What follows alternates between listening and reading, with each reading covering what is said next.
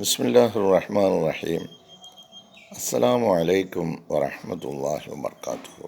സഹോദരങ്ങളെ, ആദരവായ റസൂൽ കരീം സല്ലല്ലാഹു അലൈഹി വസല്ലമ പറഞ്ഞു, അൻ അനസ് ബിൻ മാലിക് ഖാല റസൂലുള്ളാഹി സല്ലല്ലാഹു അലൈഹി വസല്ലം യഅതി അലന്നാസി സമാനു സാബിർ ഫീഹിം അലാ ദീനിഹി കൽ ഖാബിൽ അലൽ ജംജി. ഇതിൻ്റെ അർത്ഥം, ജനങ്ങൾക്ക് ഒരു ക്ഷമയുടെ കാലം വരും.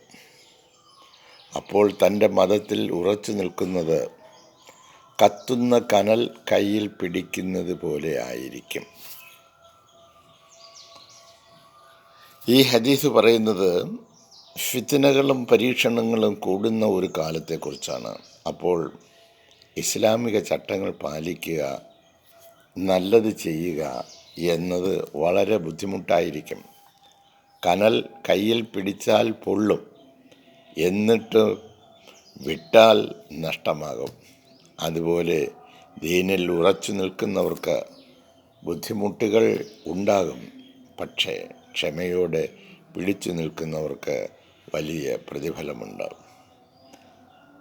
നാം ഓരോരുത്തരും ഗൗരവമായി ചിന്തിക്കേണ്ട ഒരു പ്രവാചക വചനം നിങ്ങളുടെ സവിശേഷമായ ശ്രദ്ധയിൽപ്പെടുത്തുകയാണ്. ജസാക്കുമുല്ലാഹ് അഹ്സനുൽ ജസാ. അസ്സലാമു അലൈക്കും വറഹ്മത്തുള്ളാഹി വബർക്കാത്തുഹു.